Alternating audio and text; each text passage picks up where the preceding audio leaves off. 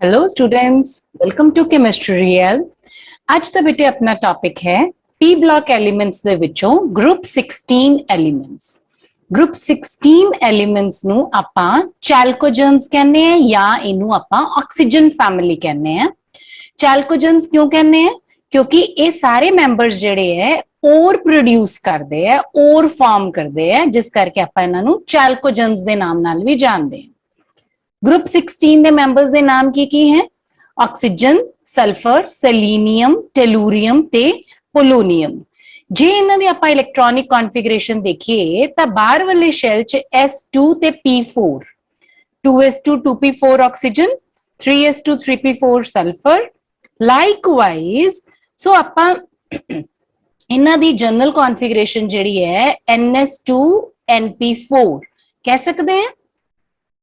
सोलहवें ग्रुप के पहले चार member oxygen, sulphur, selenium, tellurium, बेटा ये नॉन मेटैलिक है। इन्हां दे विचों कल्ला पोलोनियम है जिहड़ा मेटैलिक नेचर दे विच है। हुण आपां गल इन्हां दे एटॉमिक ते आयनिक रेडियाई दी। 16वें ग्रुप दे जिहड़े एटॉमिक ते आयनिक रेडियाई है वो 15वें ग्रुप दे आयनिक रेडियाई ते एटॉमिक रेडियाई नालों स्मॉलर होणगे। इनदा कारण की है? इनदा कारण है कि 15वें ग्रुप दे विचों दी 16वें ग्रुप च जदों आपां जाने हैं 15वें तो 16वें वाल along a period ता साइज छोटा हो रहा है।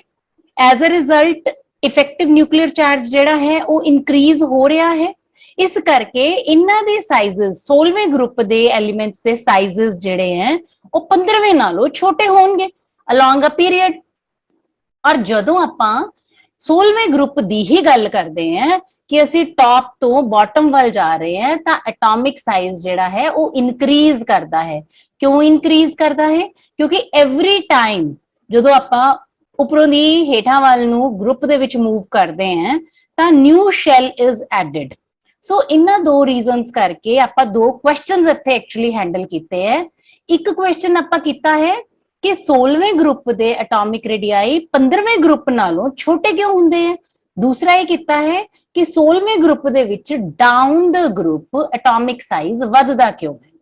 हुण इसे दे अनुसार आपां अगला पॉइंट करना है आयनाइजेशन एंथैल्पी।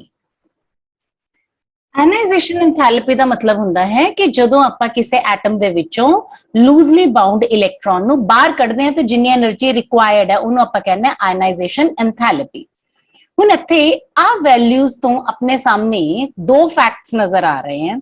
ਪਹਿਲਾ ਫੈਕਟ ਇਹ ਹੈ ਕਿ ਜਿਹੜੀ ਆਇਨਾਈਜੇਸ਼ਨ એનર્ਜੀ 1 ਹੈ, ਯਾਨੀ ਜਦੋਂ ਆਪਾਂ ਪਹਿਲਾ ਇਲੈਕਟ੍ਰੋਨ ਨਿਊਟਰਲ ਐਟਮ ਚੋਂ ਕੱਢਣਾ ਹੈ ਤਾਂ ਉਹ ਆਕਸੀਜਨ ਫੈਮਿਲੀ ਦੀ ਘੱਟ ਹੁੰਦੀ ਹੈ ਦੈਨ ਨਾਈਟ੍ਰੋਜਨ ਫੈਮਿਲੀ।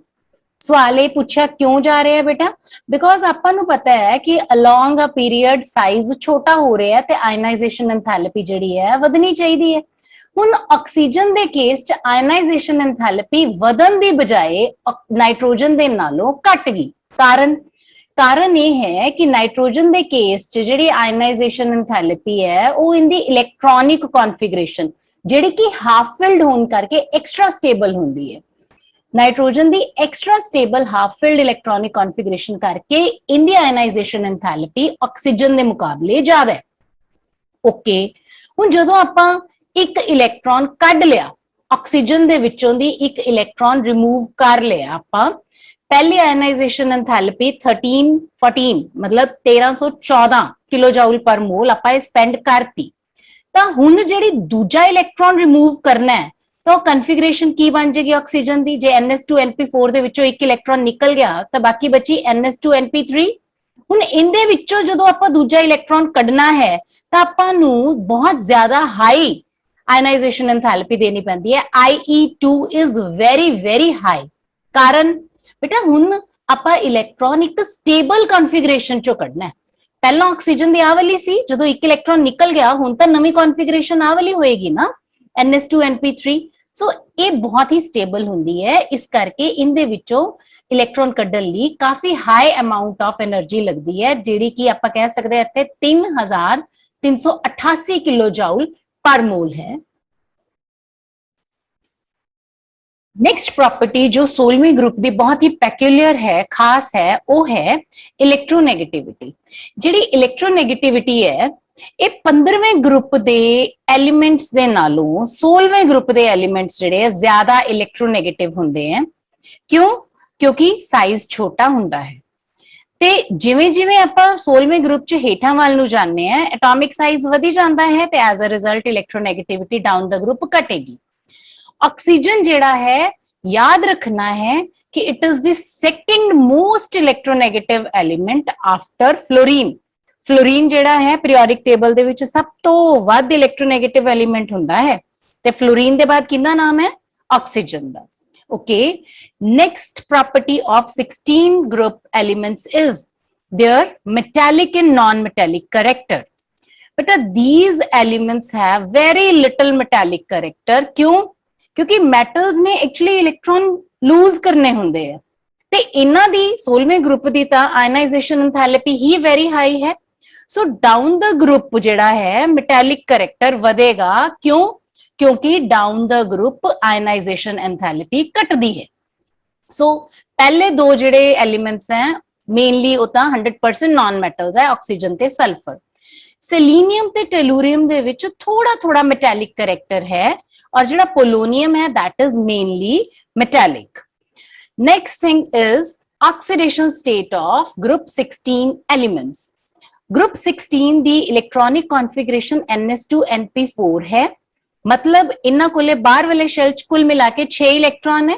सो इन्ना ने जे ऑक्टेट पूरा करना है तो इन्हां नूं 2 इलेक्ट्रॉन गेन करने पैणगे।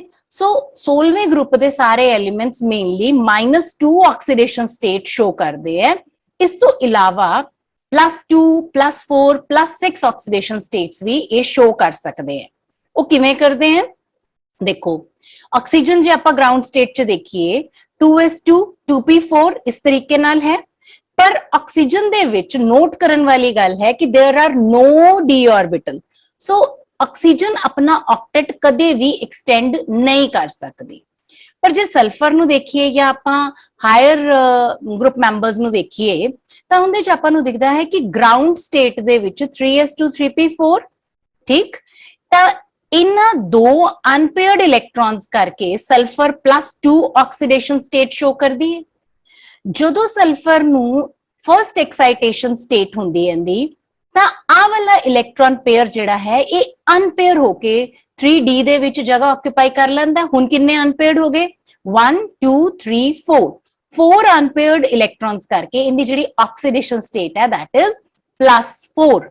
और जो सल्फर सेकंड एक्साइटेशन स्टेट च जाएगी तो आ वाला इलेक्ट्रॉन पेयर भी अनपेयर हो जाएगा। As a result 1 2 3 4 5 6 unpaired electrons हो गए जिस करके सल्फर +6 ऑक्सीडेशन स्टेट शो कर दी है। सो आपां इत्थे ही याद रखना है कि ऑक्सीजन दे केस दे विच +2 ऑक्सीडेशन स्टेट कदों आंदी है? OF2 दे विच। और +1 ऑक्सीडेशन स्टेट कदों आंदी है? O2F2। केवल इन्हां दो सिचुएशंस दे विच ही। आम तौर ते ऑक्सीजन केड़ी शो करदी है ऑक्सीडेशन स्टेट? -2 ठीक है। H2O2 दे विच -1 भी शो करदी है। ये एक्सेप्शन है जो आपां याद रखनी है।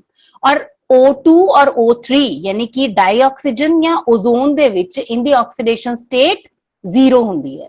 ये बेटा मल्टीपल चॉइस क्वेश्चंस दे लिए काफी इंपॉर्टेंट है। याद रखना है कि ऑक्सीजन दी आम तौर ते -2 हुंदी है बट O2 या O3 दे विच 0 हुंदी है। -1 होएगी हाइड्रोजन परऑक्साइड च, +1 होएगी O2F2 च और +2 होएगी OF2 दे विच। 16वें ग्रुप दे ऑक्सीडेशन स्टेट्स नूं जे आपां ने समझ लिया है ਤਾਂ ਇੱਕ ਪੁਆਇੰਟ ਆਪਾਂ ਇੱਥੇ ਦਿਮਾਗ 'ਚ ਯਾਦ ਰੱਖਣਾ ਹੈ ਹਮੇਸ਼ਾ ਕਿ ਫਲੋਰੀਨ ਦੇ ਨਾਲ ਸਲਫਰ ਹੈ ਜਿਹੜੀ ਉਹ +6 ਆਕਸੀਡੇਸ਼ਨ ਸਟੇਟ ਸ਼ੋ ਕਰਦੀ ਹੈ। ਫਲੋਰੀਨ ਦੇ ਨਾਲ ਇਹ ਨਹੀਂ ਭੁੱਲਣਾ ਠੀਕ ਹੈ। ਬਾਕੀਆਂ ਦੇ ਨਾਲ +4 ਆਕਸੀਡੇਸ਼ਨ ਸਟੇਟ ਸ਼ੋ ਕਰਦੀ ਹੈ ਬਟ ਫਲੋਰੀਨ ਦੇ ਨਾਲ ਮੇਨਲੀ SF6 ਆਕਸੀਡੇਸ਼ਨ ਸਟੇਟ ਜਿਹੜੀ ਹੈ ਫਲੋਰੀਨ ਦੇ ਨਾਲ ਹੀ ਸ਼ੋ ਕਰਦੀ ਹੈ। ਸੋ ਇਹਦੇ ਤੇ ਬੇਸਡ ਕੁਝ ਇੰਪॉर्टेंट क्वेश्चंस हैं। सो सवाल है कि सल्फर SF6 तो बनाती है बट SH6 नहीं बनाती। आंसर बेटा इनका वेरी वेरी क्लियर होना चाहिए ਆਪਾਂ ਨੂੰ कि फ्लोरीन बहुत ही ज्यादा इलेक्ट्रोनेगेटिव है, वो सल्फर ਨੂੰ +6 स्टेट तक एक्साइट कर दिंदी है, पर जिहड़ी हाइड्रोजन है ये सल्फर दी ऑक्सीडेशन स्टेट +6 तक लेके जान च असमर्थ है, अनेबल है। इस करके सल्फर SF6 ਤਾਂ बनाती है बट SH6 नहीं बनाती। सेकंड क्वेश्चन है कि SF6 ਤਾਂ नोन है पर OF6 इज नॉट नोन। ਹੁਣ ਇੱਥੇ ਤੁਸੀਂ ਦੇਖ ਹੀ ਸਕਦੇ ਹੋ ਕਿ ਸਲਫਰ ਦੀ ਜਿਹੜੀ ਆਕਸੀਡੇਸ਼ਨ ਸਟੇਟ ਹੈ ਉਹ +6 ਹੈ, ਪਰ ਜਿਹੜੀ ਆਕਸੀਜਨ ਹੈ ਉਹ +6 ਤੱਕ ਆਕਸੀਡੇਸ਼ਨ ਸਟੇਟ ਨਹੀਂ ਲੈ ਕੇ ਜਾ ਸਕਦੀ। ਕਿਉਂ? ਕਿਉਂਕਿ ਇਹਦੇ ਵਿੱਚ ਐਬਸੈਂਸ ਆਫ d ऑर्बिटल्स है, इस करके ऑक्सीजन अपना ऑक्टेट एक्सटेंड नहीं कर सकती, OF6 नहीं बना सकती। नेक्स्ट क्वेश्चन है कि name the allotropic forms of oxygen and sulphur. Allotropy हुंदी है पंजाबी च जिन्हों आपां कहने हैं भिन्न रूपता, मतलब किसी एलीमेंट दियां दो तो वध ऐसियां फिजिकल फॉर्म्स दा होना कि उन्हां दियां केमिकल प्रॉपर्टीज तो सेम होण पर फिजिकल प्रॉपर्टीज अलग-अलग होण। जिवें ऑक्सीजन है, इन्दियां दो एलोट्रोपिक फॉर्म्स होंदियां, एक O2 जिन्हों आपां डाईऑक्सीजन कहने हैं और दूसरा O3 जिन्हों असीं ओजोन दे नाम नाल जानदे हैं। सल्फर दे केस दे विच येलो सल्फर या रोम्बिक सल्फर उन्हें कह दिंदे हैं ते बीटा मोनोक्लिनिक फॉर्म, ये जिहड़ियां है सल्फर दियां एलोट्रोपिक फॉर्म्स है। नेक्स्ट है electron gain enthalpy of group 16 members. इन्हां दी इलेक्ट्रॉन गेन एंथैल्पी किस तरह दी हुंदी है? इलेक्ट्रॉन गेन एंथैल्पी 16वें ग्रुप दे एलिमेंट्स दी फेयरली नेगेटिव होंदी है। नेगेटिव का मतलब है कि large amount of energy is released. देखो बेटा जदों कोई एटम इलेक्ट्रॉन गेन करता है तो एनायन बनता है, ते जदों एनर्जी इस टाइम पे जदों एनायन बनया है एनर्जी रिलीज होएगी, और जिहड़ी ये एनर्जी रिलीज हुंदी है इहनूं आपां कहने हैं इलेक्ट्रॉन गेन एंथैल्पी। 16वें ग्रुप दे एटम्स बड़ा ही सौखे तरीके नाल इलेक्ट्रॉन गेन करते हैं ते काफी ज्यादा एनर्जी रिलीज करते हैं। जो एनर्जी रिलीज होती है तो नेगेटिव साइन आता है। सो 16वें ग्रुप के मैंबर्स दियां इलेक्ट्रॉन गेन एंथैल्पीज नेगेटिव होंदियां हैं। हुण सवाल ये अराइज होंदा है कि oxygen the electron gain enthalpy बाकियां दे मुकाबले काफी लो नेगेटिव होंदी है। कारण की है कि ऑक्सीजन का साइज बहुत छोटा है, इनका इलेक्ट्रॉन क्लाउड भी छोटा जिहा ही होएगा। एज अ रिजल्ट इलेक्ट्रॉन्स जिहड़े है इनदे विच बहुत ही ज्यादा डेंस फॉर्म दे विच प्रेजेंट हुंदे है ते उन्हां दे विच आपस च ऑलरेडी रिपल्शंस हुंदियां ते जिहड़ा नवा आने वाला इलेक्ट्रॉन है उन्हों भी हाई इलेक्ट्रॉन डेंसिटी करके रिपल्शंस मिलदी हैं, जिस करके जिहड़ी आ एनर्जी रिलीज हुंदी है ना दिस इज कंपैरेटिवली लो। 16वें ग्रुप दे मैंबर्स दी एलिमेंटल स्टेट या फिजिकल स्टेट कैसी होंदी है? बेटा ऑक्सीजन एक गैस है ते जिहड़े बाकी है जिवें सल्फर, सेलेनियम, टेलूरियम, पोलोनियम वो सारे सॉलिड्स होंदे हैं। ऑक्सीजन जिहड़ा है डायटॉमिक है, जबकि बाकी जिहड़े सारे एलिमेंट्स हैं उन्हां दी एटॉमिसिटी 8 तक जा सकती है, जिवें सल्फर S8 एक क्राउन शेप दा स्ट्रक्चर इनू आपां कह दिंने हैं। हुण इहदा कारण की है? सो क्वेश्चन बनेगा अपने को ले why oxygen exist as O2 and sulphur exist as S8।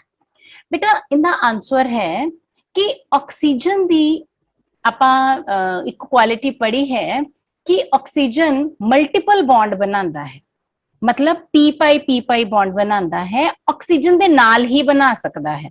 देखो ऑक्सीजन जदों ऑक्सीजन दे नाल कंबाइन करेगा इंदे विच भी 2p ऑर्बिटल है, इंदे विच भी 2p ऑर्बिटल है, ये आपस दे विच जिहड़ा बॉन्ड बनाते हैं उन्होंने असीं कहने हैं p पाई बॉन्ड। सो जिहड़ी आह एबिलिटी है ना ऑक्सीजन दी पी पाई बॉन्ड बनाने दी, ये सिर्फ दूजे ऑक्सीजन दे नाल ही है। ते जिहड़े एक ऑक्सीजन मॉलिक्यूल है ये दूसरे ऑक्सीजन मॉलिक्यूल दे नाल केवल वीक वैंडरवाल फोर्सेस दे नाल जुड़िया होया है, जिस करके O2 जिहड़ा है वो गैस है, जबकि बाकी केसेस दे विच की हुंदा है जिवें हुण सल्फर है, सल्फर दे विच 2p नहीं होना, उत्थे आ चीज संभव नहीं हैगी। ਉੱਥੇ 3p ਸਾਈਜ਼ ਹੈ ਤੇ 3p ਦੇ ਵਿੱਚ p ਪਾਈ ਬੌਂਡਿੰਗ ਜਿਹੜੀ ਹੈ ਉਹ ਪੋਸੀਬਲ ਨਹੀਂ ਹੁੰਦੀ। ਸੋ ਉੱਥੇ ਜਿਹੜਾ ਹੈ ਇੱਕ ਸਿੰਗਲ ਬੌਂਡ ਜਿਹੜਾ ਉਹ ਪ੍ਰੈਫਰੇਬਲੀ ਬਣੇਗਾ।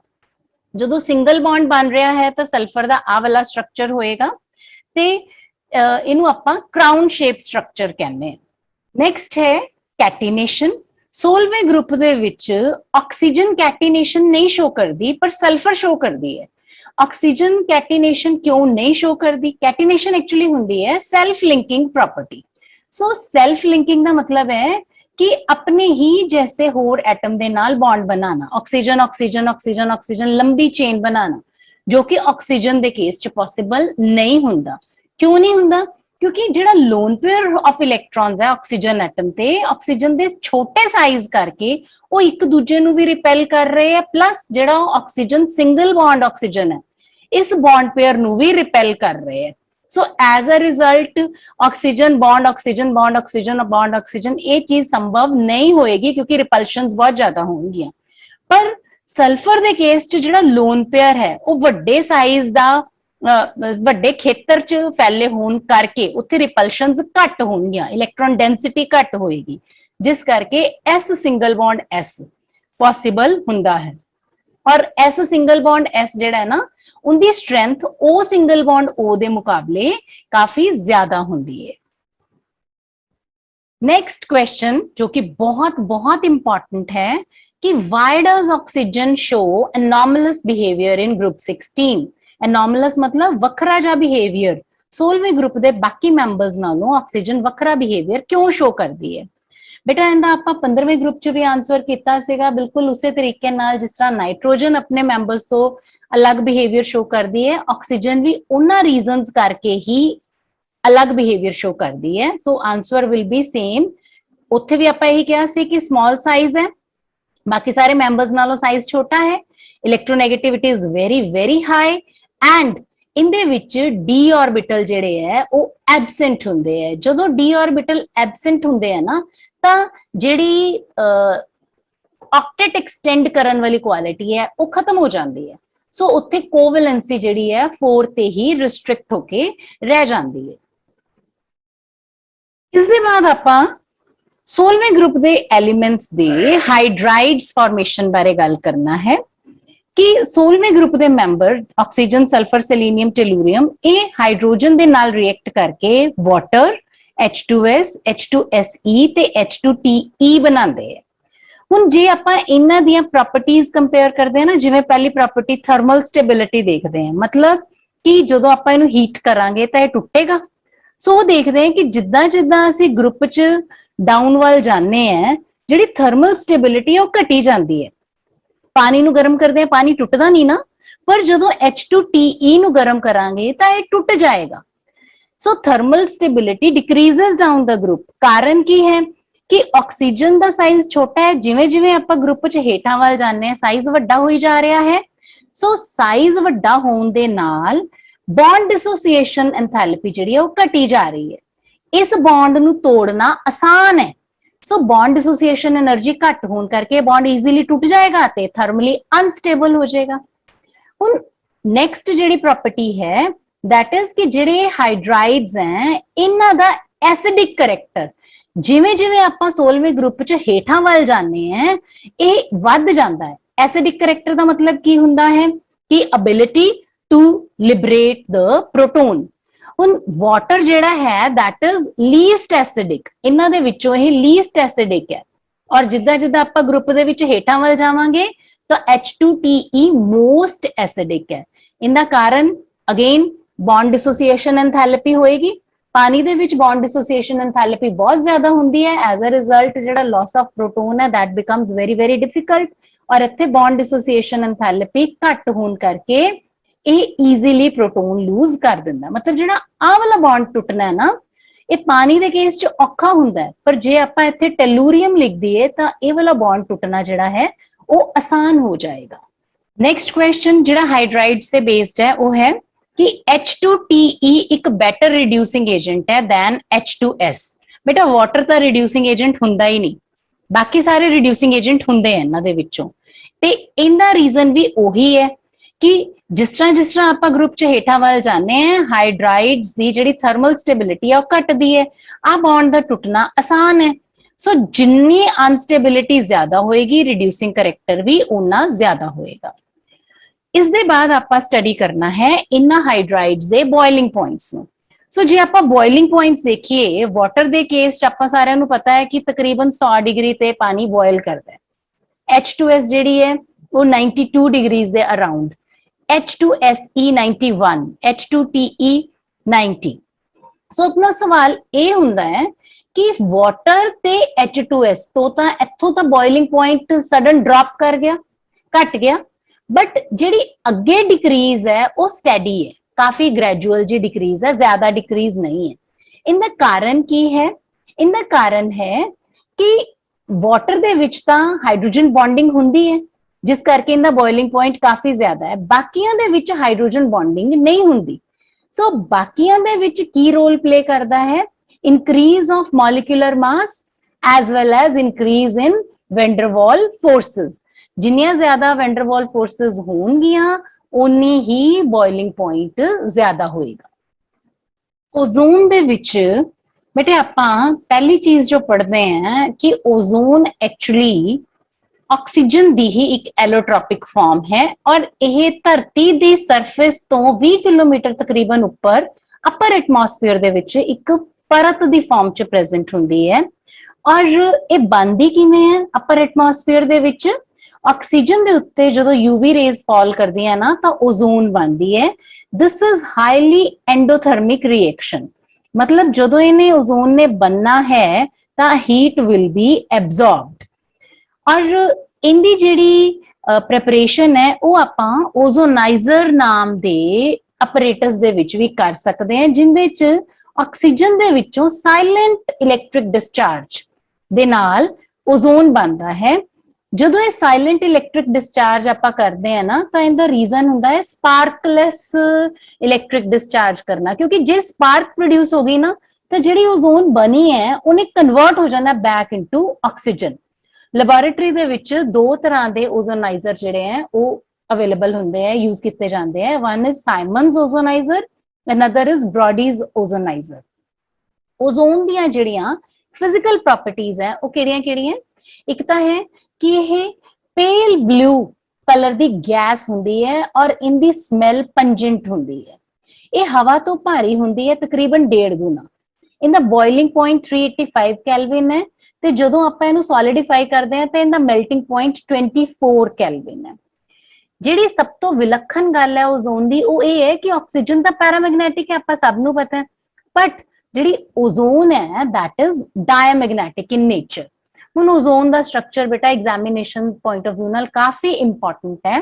ओजोन दे विच 3 ऑक्सीजन एटम्स जिहड़े है एक दूसरे दे नाल अटैच्ड है ते जदों आपां इन्हां दी इलैक्ट्रॉनिक डिस्ट्रीब्यूशन करके लुईस स्ट्रक्चर्स बना के देखते हैं तो साडे कोले 2 तरह दी बॉन्ड लेंथ एक्सपेक्टेड है। एक तो ऑक्सीजन सिंगल बॉन्ड ऑक्सीजन और दूसरी है ऑक्सीजन डबल बॉन्ड ऑक्सीजन। आ इन्हां दे रेजोनेटिंग स्ट्रक्चर्स है, बट असलियत दे विच ओजोन मॉलिक्यूल दी जिहड़ी बॉन्ड लेंथ है दैट इज 127.8 पिकोमीटर, जिहड़ी कि आ सिंगल बॉन्ड और डबल बॉन्ड लेंथ दे विचकार दी है। और जिहड़ा बॉन्ड एंगल है दैट इज 116.8। हुण आ दोनों बॉन्ड लेंथ के बराबर होने का रीजन की है? ये रेजोनेटिंग स्ट्रक्चर्स दा हाइब्रिड जिहड़ा है वो ओजोन दा एक्चुअल स्ट्रक्चर है। ओजोन एक ऑक्सीडाइजिंग एजेंट की तरह काम करता है। ओजोन जदों बेटा एयर नूं एक्सपोज किया जाता है ना या टेंपरेचर वाइज इहदे च चेंज आती है तो ओजोन डिकंपोज कर जाता है into oxygen and nascent oxygen. जिहड़ी नेसेंट ऑक्सीजन है ये जदों किसी भी चीज ते वर्क करेगी तो उन्होंने ऑक्सीडाइज कर देगी। जिस तरह लेड सल्फाइड नूं लेड सल्फेट दे विच ऑक्सीडाइज करता। जदों इन्हां दोनों इक्वेशनस नूं आपां एड अप करते हैं, इत्थे ऑक्सीजन नेसेंट ऑक्सीजन एक है, इहनूं 4 नाल मल्टीप्लाई करके 4 नेसेंट ऑक्सीजन इन्हां दे नाल कट ऑफ हो जाएंगे। सो PbS plus 4O3 gives rise to PbSO4 and 4O2। इसी तरीके नाल ही जिंक सल्फाइड तो जिंक सल्फेट, कॉपर सल्फाइड तो कॉपर सल्फेट, कैडमियम सल्फाइड तो कैडमियम सल्फेट बन जाता है। ओजोन ਦਾ ਇੱਕ ਮਰਕਰੀ ਦੇ ਨਾਲ ਬੜਾ ਇੰਟਰਸਟਿੰਗ ਫਿਨੋਮੀਨਨ ਅਟੈਚਡ ਹੈ ਜਿਹਨੂੰ ਅਸੀਂ ਕਹਿੰਦੇ ਆ ਟੇਲਿੰਗ ਆਫ ਮਰਕਰੀ। ਪਾਰਾ ਜਿਹੜਾ ਹੈ ਮਰਕਰੀ, ਇਹ ਜਦੋਂ ਥਰਮੋਮੀਟਰ ਦੇ ਵਿੱਚੋਂ ਵੀ ਬਾਈ ਚਾਂਸ ਥਰਮੋਮੀਟਰ ਟੁੱਟ ਜਾਵੇ, ਜਦੋਂ ਨਿਕਲ ਕੇ ਗਿਰਦਾ ਹੈ ਨਾ, ਤਾਂ ਜਿਵੇਂ ਮਨਕੇ ਮੋਤੀ ਗਿਰਦੇ ਹੈ ਉਵੇਂ ਗਿਰਦਾ ਹੈ ਇਹ, ਕਿਉਂਕਿ ਇਹਦੀ ਸਰਫੇਸ ਟੈਂਸ਼ਨ ਬਹੁਤ ਹਾਈ ਹੁੰਦੀ ਹੈ। ओजोन ਜਿਹੜਾ ਹੈ ਡੀਕੰਪੋਜ਼ ਕਰਕੇ ਨੇਸੈਂਟ ਆਕਸੀਜਨ ਪ੍ਰੋਡਿਊਸ ਕਰਦਾ ਹੈ, ਤੇ ਜੇ ਨੇਸੈਂਟ ਆਕਸੀਜਨ ਇਸ ਮਰਕਰੀ ਨੂੰ ਟੱਚ ਹੋ ਜਾਂਦੀ ਹੈ ਤਾਂ ਮਰਕਿਊਰਸ ਆਕਸਾਈਡ ਬਣ ਜਾਏਗਾ। ਓਵਰਆਲ ਰਿਐਕਸ਼ਨ ਕੀ ਬਣੀ, ਆ ਨੇਸੈਂਟ ਆਕਸੀਜਨ ਇਸ ਦੇ ਨਾਲ ਕੈਂਸਲ ਆਊਟ ਹੋ ਜਾਏਗੀ। ਸੋ 2 mercury plus ozone gives rise to mercurous oxide Hg2O plus O2। ਜਿਹੜਾ ਇਹ mercurous oxide ਹੈ it loses its meniscus। so meniscus lose ਕਰਨ ਦਾ ਮਤਲਬ ਹੈ ਸਰਫੇਸ ਟੈਂਸ਼ਨ ਲੂਜ਼ ਕਰਤੀ। ਤੋਂ ਆਪਾਂ ਜਿਹੜਾ ਕਹਿੰਦੇ ਆ ਨਾ ਕਿ ਮਰਕਰੀ ਨੂੰ ਹੋਲਡ ਨਹੀਂ ਕੀਤਾ ਜਾ ਸਕਦਾ, ਪਾਰੇ ਨੂੰ ਫੜਿਆ ਨਹੀਂ ਜਾ ਸਕਦਾ, ਜਦੋਂ ਆਪਾਂ ਉਹਨੂੰ ਓਜ਼ੋਨ ਟੱਚ ਕਰਾ ਦਿੰਨੇ ਆ ਨਾ ਤਾਂ ਮਰਕਿਊਰਸ ਆਕਸਾਈਡ ਬਣ ਜਾਂਦਾ ਹੈ, ਜਿਹੜਾ ਕੰਪੈਰੀਟਿਵਲੀ ਗਲਾਸ ਨੂੰ ਟੱਚ ਕਰਦਾ ਹੈ, ਸਟਿਕ ਕਰਦਾ ਹੈ। ਇਸ ਫਿਨੋਮੀਨਨ ਨੂੰ ਕਿਹਾ ਜਾਂਦਾ ਹੈ ਟੇਲਿੰਗ ਆਫ ਮਰਕਰੀ। ਨੈਕਸਟ ਟਾਪਿਕ ਹੈ depletion of ozone layer. Ozone the thick ਪਰਤ ਨੂੰ ਅਪਰ ਐਟਮੋਸਫੇਅਰ ਦੇ ਵਿੱਚ ਕਿਹਾ ਜਾਂਦਾ ਹੈ ਓਜ਼ੋਨ ਬਲੈਂਕਟ। ਓਜ਼ੋਨ ਬਲੈਂਕਟ ਜਿਹੜਾ ਹੈ ਉਹ ਆਪਾਂ ਨੂੰ ਸੂਰਜ ਤੋਂ ਆਉਣ ਵਾਲੀਆਂ ਹਾਨੀਕਾਰਕ ਯੂਵੀ ਰੇਜ਼ ਤੋਂ ਬਚਾਉਂਦਾ ਹੈ, ਕਿਉਂਕਿ ਜੇ ਯੂਵੀ ਰੇਜ਼ ਅਰਥ ਤੇ ਪਹੁੰਚਦੀਆਂ ਹੈ ਤਾਂ ਸਕਿਨ ਕੈਂਸਰ ਜਾਂ ਇਮਿਊਨ ਸਿਸਟਮ ਨੂੰ ਮੇਜਰ ਡੈਮੇਜ ਕਰਨ ਦੇ ਨਾਲ ਪਲਾਂਟਸ ਔਰ ਬਾਕੀ ਐਨੀਮਲਸ ਨੂੰ ਵੀ ਅਫੈਕਟ ਕਰਦੇ ਹਨ। ਸੋ ਓਜ਼ੋਨ ਲੇਅਰ ਦਾ, ਓਜ਼ੋਨ ਬਲੈਂਕਟ ਦਾ ਬਚਾਏ ਜਾਣਾ ਬਹੁਤ ਜ਼ਿਆਦਾ ਜ਼ਰੂਰੀ ਹੈ। ਓਜ਼ੋਨ ਲੇਅਰ ਦੇ ਡਿਪਲੀਟ ਹੋਣ ਦੀ ਮੇਨ ਵਜ੍ਹਾ ਹੈ CFC ਯਾਨੀ ਕਲੋਰੋਫਲੋਰੋਕਾਰਬਨ। ਇਹ ਜਿਹੜੇ ਕਲੋਰੋਫਲੋਰੋਕਾਰਬਨ ਹੈ, ਜਦੋਂ ਇਹਨਾਂ ਤੇ ਫੋਟੋਨ ਆਫ ਲਾਈਟ ਫਾਲ ਕਰਦਾ ਹੈ ਤਾਂ ਫ੍ਰੀ ਰੈਡੀਕਲਸ ਪ੍ਰੋਡਿਊਸ ਹੁੰਦੇ ਹੈ, ਜਿਹੜੇ ਓਜ਼ੋਨ ਦੇ ਨਾਲ ਰਿਐਕਟ ਕਰਕੇ ਓਜ਼ੋਨ ਨੂੰ ਡੀਕੰਪੋਜ਼ ਕਰ ਦਿੰਦੇ ਆ ਇਨਟੂ ਆਕਸੀਜਨ ਐਂਡ ਨੇਸੈਂਟ ਆਕਸੀਜਨ, ਜਿਹੜੀ ਕਿ ClO ਬਣਾਉਂਦੀ ਹੈ। ClO ਫਿਰ ਨੇਸੈਂਟ ਆਕਸੀਜਨ ਦੇ ਨਾਲ ਕੰਬਾਈਨ ਕਰਕੇ Cl and O2। ਕਹਿਣ ਦਾ ਮਤਲਬ ਇਹ ਹੈ ਕਿ ਜਿਹੜੀ ਓਜ਼ੋਨ ਹੈ ਉਹ ਡਿਸਇੰਟੀਗ੍ਰੇਟ ਹੋ ਗਈ। So this becomes the main reason for ozone depletion. ਇਸ ਤੋਂ ਇਲਾਵਾ ਨਾਈਟ੍ਰੋਜਨ ਦੇ ਆਕਸਾਈਡਸ ਵੀ ਓਜ਼ੋਨ ਡਿਪਲੀਸ਼ਨ ਦਾ ਬਹੁਤ ਬੜਾ ਕਾਰਨ ਹੈ। 16ਵੇਂ ਗਰੁੱਪ ਦਾ ਨੈਕਸਟ ਮੈਂਬਰ ਜਿਹੜਾ ਆਪਾਂ ਸਟੱਡੀ ਕਰਨਾ ਹੈ that is ਸਲਫਰ। ਤੇ ਸਲਫਰ ਦੇ ਸਭ ਤੋਂ ਪਹਿਲਾਂ ਆਪਾਂ ਉਹਦੇ ਐਲੋਟ੍ਰੋਪਸ ਜਿਹੜੇ ਆ ਉਹ ਸਟੱਡੀ ਕਰਨੇ ਆ। 3 ਐਲੋਟ੍ਰੋਪਸ ਹੁੰਦੇ ਆ ਸਲਫਰ ਦੇ, ਜਿਨ੍ਹਾਂ ਨੂੰ ਆਪਾਂ ਅਲਫਾ ਬੀਟਾ ਡੈਲਟਾ ਕਹਿ ਦਿੰਨੇ ਆ, ਜਾਂ ਇਹਨਾਂ ਦੇ ਨਾਮ ਹੈ ਰੋਂਬਿਕ ਸਲਫਰ, ਮੋਨੋਕਲਿਨਿਕ ਸਲਫਰ ਤੇ ਪਲਾਸਟਿਕ ਸਲਫਰ। ਆਪਾਂ ਮੇਨਲੀ ਅਲਫਾ ਔਰ ਬੀਟਾ ਸਲਫਰ ਯਾਨੀ ਕਿ ਰੋਂਬਿਕ ਸਲਫਰ ਔਰ ਮੋਨੋਕਲਿਨਿਕ ਸਲਫਰ ਨੂੰ ਸਟੱਡੀ ਕਰਨਾ ਹੈ। So first of all rhombic sulphur. Rhombic sulphur ਜਿਹੜੀ ਹੈ ਉਹ ਕਾਮਨ ਫਾਰਮ ਆਫ ਸਲਫਰ ਹੈ। ਜਦੋਂ ਆਪਾਂ ਸਲਫਰ ਦੇ ਰੋਲ ਨੂੰ CS2 এনवायरमेंट ਦੇ ਵਿੱਚ ਸਲੋਲੀ ਇਵੈਪੋਰੇਟ ਕਰਦੇ ਹਾਂ ਤਾਂ ਰੋਂਬਿਕ ਸਲਫਰ ਆਬਟੇਨ ਹੁੰਦੀ ਹੈ, ਜੋ ਕਿ ਬ੍ਰਾਈਟ ਯੈਲੋ ਇਨ ਕਲਰ ਹੈ ਔਰ ਇਹਦਾ ਮੈਲਟਿੰਗ ਪੁਆਇੰਟ 385.8 ਕੈਲਵਿਨ ਹੈ। ਇਹ ਪਾਣੀ 'ਚ ਸੋਲੂਬਲ ਨਹੀਂ ਹੁੰਦੀ, ਪਰ ਬੈਂਜ਼ੀਨ, ਅਲਕੋਹਲ ਔਰ ਈਥਰ ਦੇ ਵਿੱਚ ਕੁਝ ਹੱਦ ਤੱਕ ਸੋਲੂਬਲ ਹੁੰਦੀ ਹੈ। ਹਾਂ, ਕਾਰਬਨ ਡਾਈਸਲਫਾਈਡ ਦੇ ਵਿੱਚ ਰੈਡੀਲੀ ਸੋਲੂਬਲ ਹੋ ਜਾਂਦੀ ਹੈ। ਇਨਦੀ ਥਰਮਲ ਕੰਡਕਟਿਵਿਟੀ ਤੇ ਇਲੈਕਟ੍ਰੀਕਲ ਕੰਡਕਟਿਵਿਟੀ ਕਾਫੀ ਲੋ ਹੁੰਦੀ ਹੈ। ਮੋਨੋਕਲਿਨਿਕ ਸਲਫਰ ਨੂੰ ਬਣਾਉਣ ਦਾ ਤਰੀਕਾ ਕੀ ਹੈ ਕਿ ਰੋਂਬਿਕ ਸਲਫਰ ਨੂੰ ਇੱਕ ਕਟੋਰੀ 'ਚ ਲੈ ਲਓ ਤੇ ਉਹਨੂੰ ਪਿਘਲਾ ਲਓ। ਇਸ ਪਿਘਲੇ ਹੋਏ ਸਰਫੇਸ ਨੂੰ ਕੂਲ ਹੋਣ ਦਿਓ ਜਦ ਤੱਕ ਇਹਦੇ ਉੱਪਰ ਇੱਕ ਕਰਸਟ ਨਾ ਬਣ ਜਾਏ, ਇੱਕ ਪਰਤ ਜੰਮ ਨਾ ਜਾਏ, ਤੇ ਉਸ ਪਰਤ ਦੇ ਵਿੱਚ 2 ਹੋਲਸ ਬਣਾ ਲਓ ਤੇ ਜਿਹੜਾ ਬਾਕੀ ਨੀਚੇ ਲਿਕੁਇਡ ਹੈ ਉਹਨੂੰ ਉਹਨਾਂ ਹੋਲਸ ਦੇ ਵਿੱਚੋਂ ਬਾਹਰ ਕੱਢ ਦਿਓ। ਜਦੋਂ ਆਪਾਂ ਕਰਸਟ ਨੂੰ ਚੰਗੀ ਤਰ੍ਹਾਂ ਠੰਡਾ ਕਰਕੇ ਰਿਮੂਵ ਕਰਾਂਗੇ ਤਾਂ ਕਲਰਲੈਸ ਨੀਡਲ ਸ਼ੇਪ ਕ੍ਰਿਸਟਲ ਜਿਹੜੇ ਆ ਬੀਟਾ ਸਲਫਰ ਦੇ ਬਣ ਜਾਂਦੇ ਆ। So as compare to rhombic sulphur, monoclinic sulphur dull yellow colour ਦੀ ਹੁੰਦੀ ਹੈ, ਪਾਣੀ 'ਚ ਨਹੀਂ ਘੁਲਦੀ, ਪਰ ਇਹ CS2 'ਚ ਘੁਲ ਜਾਂਦੀ ਹੈ, ਕਾਰਬਨ ਡਾਈਸਲਫਾਈਡ 'ਚ ਘੁਲ ਜਾਂਦੀ ਹੈ। ਇਹਦਾ ਮੈਲਟਿੰਗ ਪੁਆਇੰਟ 393 ਕੈਲਵਿਨ ਹੁੰਦਾ ਹੈ ਔਰ ਇਹ 369 ਕੈਲਵਿਨ ਤੋਂ ਉੱਪਰ ਸਟੇਬਲ ਹੁੰਦੀ ਹੈ। ਠੀਕ ਹੈ, ਇਸ ਟੈਂਪਰੇਚਰ ਤੋਂ ਉੱਤੇ it will be gradually converted into alpha sulphur.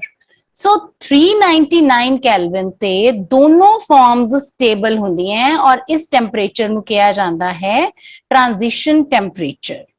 Next topic ਹੈ ਆਪਣੇ ਕੋਲੇ ਆਕਸੋ ਐਸਿਡਸ ਆਫ ਸਲਫਰ। सल्फर दे जिहड़े ऑक्सो एसिड्स है काफी ज्यादा हुंदे हैं। मेनली केड़े केड़े हैं? Sulphurous acid H2SO3, sulphuric acid, thiosulphuric acid, then peroxo monosulfuric acid and peroxo disulfuric acid, Caro's acid H2SO5 जिन्हों ਆਪਾਂ ਬੋਲਦੇ हैं ਇਹਦੇ ਵਿੱਚ, और peroxo disulfuric acid जिन्हों मार्शल एसिड कहते हैं। ਇੱਥੇ ਧਿਆਨ ਨਾਲ ਦੇਖਣ ਵਾਲੀ ਗੱਲ ਹੈ ਕਿ ਇਹਦੇ ਵਿੱਚ OO बॉन्ड ਜਿਹੜਾ ਹੈ ਉਹ ਸਲਫਰ ਦੇ ਆਕਸੋ ਐਸਿਡਸ ਦੇ ਵਿੱਚ, ਕੇਵਲ ਇਹਨਾਂ ਦੋਨਾਂ ਦੇ ਵਿੱਚ ਇਹ ਚੀਜ਼ ਦੇਖਣ ਨੂੰ ਮਿਲੇਗੀ, there will be bond between oxygen and oxygen. इस तो इलावा डायथायनिक एसिड और पायरोसल्फ्यूरिक एसिड भी सल्फर दे ऑक्सो एसिड्स हैं।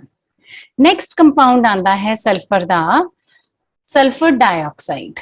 सल्फर डाइऑक्साइड सल्फर ट्राइऑक्साइड दे नाल जदों मतलब थोड़ी बहुत मात्रा च बनदी है जदों सल्फर नूं आपां ऑक्सीजन या एयर दे विच बर्न करदे हैं। मतलब S8 नूं जदों ऑक्सीजन दे नाल बर्न कीता तां SO2 बनेगी और नाल थोड़ी बहुत SO3 भी बन जाती है। लैबोरेटरी दे विच जदों किसी सल्फाइड नूं डाइल्यूट सल्फ्यूरिक एसिड दे नाल ट्रीट करते हैं तो उदों SO2 प्रोड्यूस होंदी है। इस तो इलावा जदों कॉपर टर्निंग्स नूं हीट अप करते हैं आपां कॉपर कंसनट्रेटेड सल्फ्यूरिक एसिड दे नाल तां भी SO2 प्रोड्यूस होंदी है। इंडस्ट्री दे विच सल्फाइड ओर्स दी रोस्टिंग दे नतीजे वजों SO2 प्रोड्यूस होंदी है। SO2 ਦੀਆਂ प्रॉपर्टीज ਕਿਹੜੀਆਂ हैं? SO2 ਇੱਕ कलरलैस टॉक्सिक गैस है, ਜ਼ਹਿਰੀਲੀ टाइप गैस है जिंदी पंजेंट ते सफोकेटिंग स्मैल होंदी है। हवा नालों यह भारी होंदी है, पानी च हाईली सॉल्यूबल होंदी है और इनू ईजीली लिक्विफाई किया जा सकता है at room temperature. Sulphur dioxide दी नेचर एसिडिक होंदी है क्योंकि जदों इनू पानी च पाने हैं ना तो सल्फ्यूरस एसिड बनता है। जिहड़ा ये सल्फ्यूरस एसिड है यह रेड लिटमस च बदल दिंदा है ब्लू लिटमस नूं। सो सल्फ्यूरस एसिड क्यों बनिया? क्योंकि सल्फर डाइऑक्साइड नूं वाटर च घोलिया। सो ब्लू लिटमस नूं रेड च कन्वर्ट करन करके असीं कह दिंदे हैं कि सल्फर डाइऑक्साइड दी नेचर एसिडिक है। सल्फर डाइऑक्साइड दी एसिडिक नेचर होने करके इस सोडियम हाइड्रोक्साइड दे नाल कंबाइन करके सोडियम सल्फाइट बना दिंदी है ते जदों सोडियम सल्फाइट दे एक्व सॉल्यूशन दे विचों एक्सेस सल्फर डाइऑक्साइड लंघाई जाती है तां सोडियम बाइसल्फाइट बनता है। Next property is combustibility. बेटा सल्फर डाइऑक्साइड गैस खुद अग नहीं पकड़ती पर कुछ सबस्टांसिस जिवें कार्बन ते मैग्नीशियम इनदे विचों दी ऑक्सीजन कढ लैंदे हैं ते एज अ रिजल्ट ओ बर्न करदे हैं। So CO2 and MgO are produced, sulfur is left behind। Next है कि सल्फर डाइऑक्साइड जदों ऑक्सीजन दे नाल कंबाइन करदी है तां सल्फर ट्राइऑक्साइड बनदा है और ये एक रिवर्सिबल रिएक्शन है। V2O5 एक कैटलिस्ट है जो इस रिएक्शन की स्पीड नू फास्ट कर दिंदा है। सल्फर डाइऑक्साइड जदों हैलोजन्स दे नाल कंबाइन करदी है तां सल्फ्यूराइल क्लोराइड प्रोड्यूस करदी है।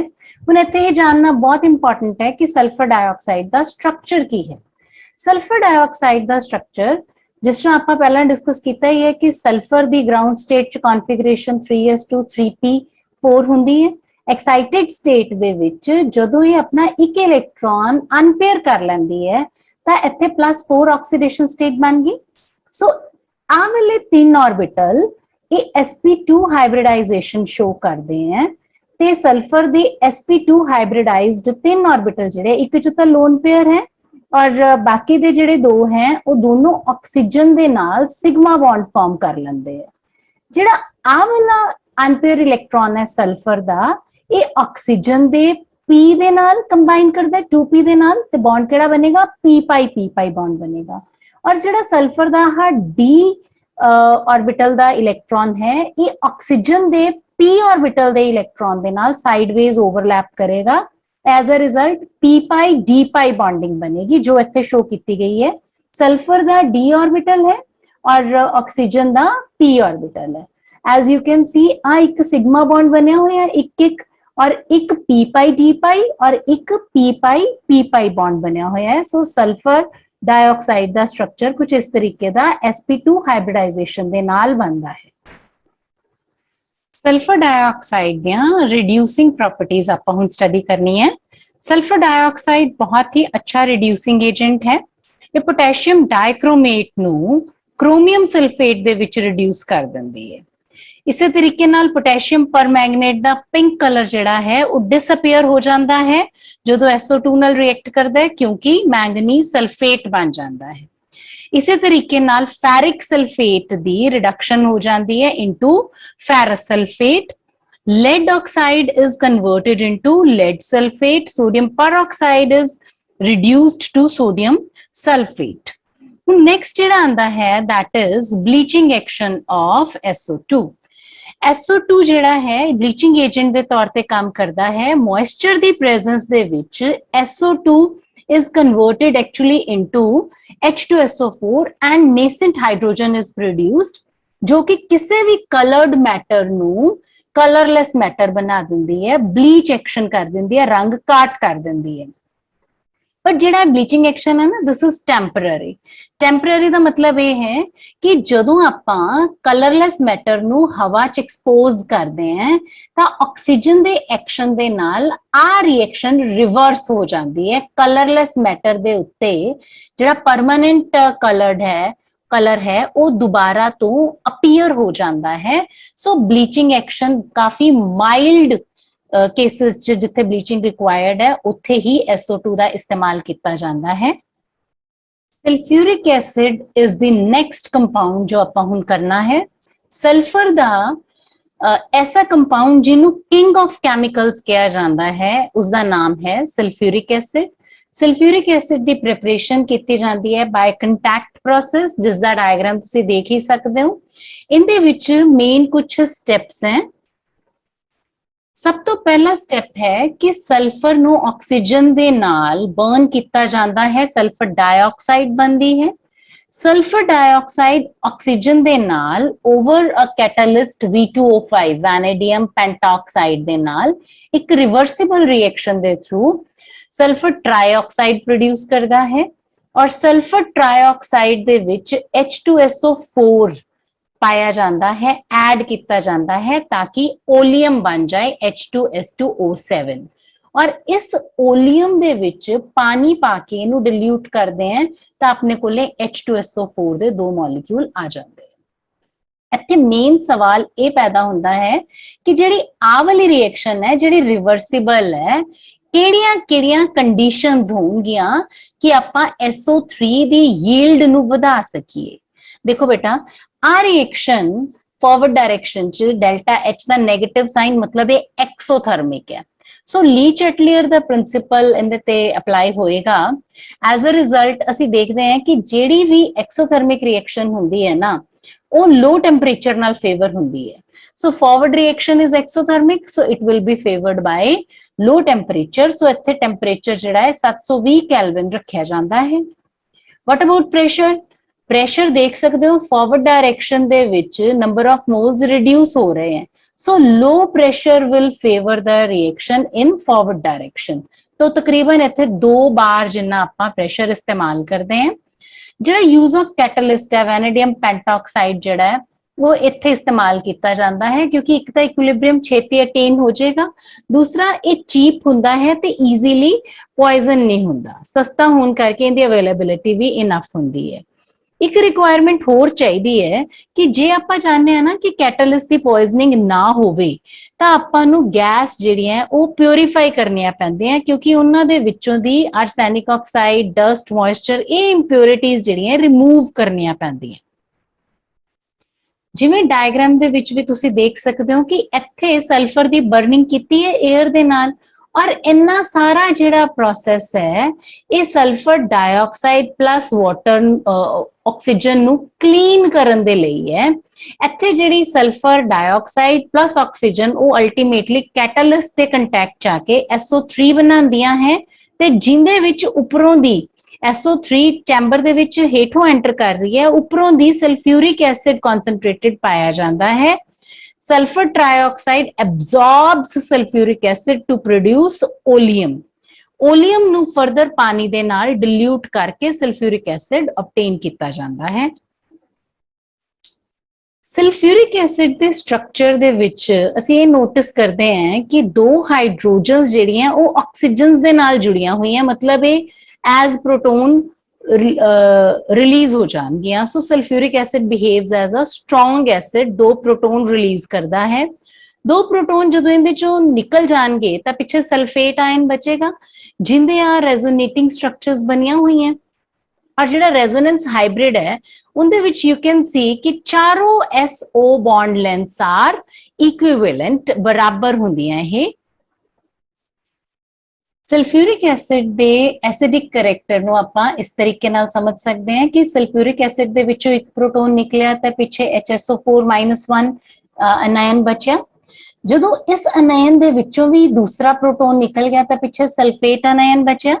ਹੁਣ ਇਸ ਦੇ ਕੋਰਸਪੋਂਡਿੰਗਲੀ ਇਹ ਦੋ ਤਰ੍ਹਾਂ ਦੇ ਸਾਲਟ ਬਣਾਏਗਾ, ਇੱਕ ਜਿਹਨੂੰ ਆਪਾਂ ਕਹਿੰਦੇ ਆ ਸੋਡੀਅਮ ਹਾਈਡਰੋਜਨ ਸਲਫੇਟ, ਦੂਸਰਾ ਸੋਡੀਅਮ ਸਲਫੇਟ, ਯਾਨੀ ਹਾਈਡਰੋਜਨ ਸਲਫੇਟ ਔਰ ਸਲਫੇਟਸ ਸਲਫਿਊਰਿਕ ਐਸਿਡ ਦੇ ਨਾਲ ਬਣਦੇ ਆ। ਜਿਵੇਂ ਕਿ ਆਪਾਂ ਇੱਥੇ ਦੇਖ ਹੀ ਸਕਦੇ ਹਾਂ ਕਿ ਜਦੋਂ ਸਲਫਿਊਰਿਕ ਐਸਿਡ NaOH ਨਾਲ ਰਿਐਕਟ ਕਰ ਰਿਹਾ ਹੈ ਤਾਂ NaHSO4 और इसी तरीके नाल सोडियम सल्फेट बनया, जिंक दे नाल जिंक सल्फेट बनया। और जे ग्लूकोज या सुक्रोज आपां लैने हैं, चीनी जिन्हों आपां कह दिन्ने हैं, तां इहदे विचों दी सल्फ्यूरिक एसिड ने कार्बन चैर आउट कर देनी है। इस फिनोमिनन नूं चैरिंग कहंदे। सो कार्बन दा काला काला इत्थे रिमेन बच जाता है। जे सल्फर दे उत्ते सल्फ्यूरिक एसिड पाया जावे तां SO2 बनेगी, जे सोडियम सल्फाइड है तां Na2SO4। इसे तरह बेरियम क्लोराइड और पोटेशियम फेरोसाइनाइड दे नाल भी सल्फ्यूरिक एसिड सल्फेट्स प्रोड्यूस करता है। सल्फ्यूरिक एसिड दी जिहड़ी फिजिकल प्रॉपर्टीज है कि ये कलरलैस है, डेंस है और गाढ़ा लिक्विड हुंदा है। इनू ऑयल ऑफ विट्रियोल भी कह दिन्ने हैं। ਇਹ ਸਵਾਲ ਬੜਾ ਇੰਪੋਰਟੈਂਟ ਹੈ ਕਿ ਸਲਫਿਊਰਿਕ ਐਸਿਡ ਇੰਨਾ ਜ਼ਿਆਦਾ ਵਿਸਕਸ ਕਿਉਂ ਹੁੰਦਾ ਹੈ। ਬੇਟਾ ਇਹਦਾ ਰੀਜ਼ਨ ਇਹ ਹੈ ਕਿ ਸਲਫਿਊਰਿਕ ਐਸਿਡ ਮੋਲੀਕਿਊਲਸ ਜਿਹੜੇ ਆ ਆਪਸ ਦੇ ਵਿੱਚ ਹਾਈਡਰੋਜਨ ਬੌਂਡ ਦੇ ਨਾਲ ਜੁੜੇ ਹੁੰਦੇ ਆ। ਠੀਕ ਹੈ, ਜੇ ਇਹਨਾਂ ਦੇ ਵਿੱਚ ਹਾਈਡਰੋਜਨ ਬੌਂਡਿੰਗ ਹੋਣ ਕਰਕੇ molecules come closer to each other, as a result ਇਹ ਬਹੁਤ ਜ਼ਿਆਦਾ ਵਿਸਕਸ ਹੋ ਜਾਂਦਾ ਹੈ। ਸੋ ਗਰੁੱਪ 16 ਦੇ ਵਿੱਚੋਂ ਜਿਹੜਾ ਲਾਸਟ ਇੰਪੋਰਟੈਂਟ ਕੁਐਸਚਨ ਆਪਾਂ ਕਰਨਾ ਹੈ ਦੈਟ ਇਜ਼ कि SO2 ਜਿਹੜਾ ਹੈ ਉਹ ਰਿਡਿਊਸਿੰਗ ਏਜੰਟ ਔਰ ਆਕਸੀਡਾਈਜ਼ਿੰਗ ਏਜੰਟ ਦੋਨੋਂ ਤਰੀਕਿਆਂ ਨਾਲ ਕੰਮ ਕਰ ਸਕਦਾ ਹੈ, ਪਰ ਜਿਹੜੀ H2S ਹੈ ਉਹ ਸਿਰਫ ਰਿਡਿਊਸਿੰਗ ਏਜੰਟ ਔਰ ਜਿਹੜਾ SO3 ਹੈ ਉਹ ਸਿਰਫ ਆਕਸੀਡਾਈਜ਼ਿੰਗ ਏਜੰਟ ਦੇ ਤਰ੍ਹਾਂ ਹੀ ਕੰਮ ਕਰਦਾ ਹੈ।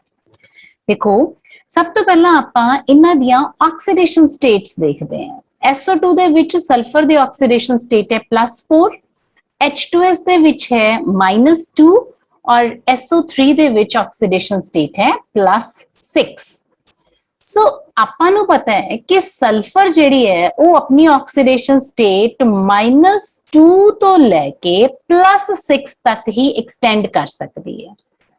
ਹੁਣ ਜੇ ਸਲਫਰ ਡਾਈਆਕਸਾਈਡ ਚਾਹੇ ਤਾਂ ਆਪਣੀ ਆਕਸੀਡੇਸ਼ਨ ਸਟੇਟ +4 ਤੋਂ -2 ਤੱਕ ਲੈ ਕੇ ਜਾ ਸਕਦੀ ਹੈ, ਘਟਾ ਸਕਦੀ ਹੈ ਇਹਨੂੰ ਫਰਦਰ। ਜਦੋਂ ਇਹ ਆਪਣੀ ਆਕਸੀਡੇਸ਼ਨ ਸਟੇਟ ਘਟਾਏਗੀ ਤਾਂ ਉਦੋਂ ਇਹ ਐਜ਼ ਆਕਸੀਡਾਈਜ਼ਿੰਗ ਏਜੰਟ ਬਿਹੇਵ ਕਰੇਗੀ। ਔਰ +4 ਤੋਂ +6 ਤੱਕ ਜਦੋਂ ਇਹ ਆਪਣੀ ਆਕਸੀਡੇਸ਼ਨ ਸਟੇਟ ਵਧਾ ਰਹੀ ਹੈ ਤਾਂ ਉਦੋਂ ਇਹ ਇੱਕ ਰਿਡਿਊਸਿੰਗ ਏਜੰਟ ਦੀ ਤਰ੍ਹਾਂ ਕੰਮ ਕਰ ਰਹੀ ਹੈ। ਮਤਲਬ ਸਲਫਰ ਡਾਈਆਕਸਾਈਡ ਚਾਹੇ ਤਾਂ ਆਪਣੀ ਆਕਸੀਡੇਸ਼ਨ ਸਟੇਟ -2 ਤੱਕ ਘਟਾ ਸਕਦੀ ਹੈ ਤੇ ਜੇ ਚਾਹੇ ਤਾਂ ਇੱਥੇ +6 ਤੱਕ ਵਧਾ ਸਕਦੀ ਹੈ। So that way it can act as oxidizing agent as well as reducing agent.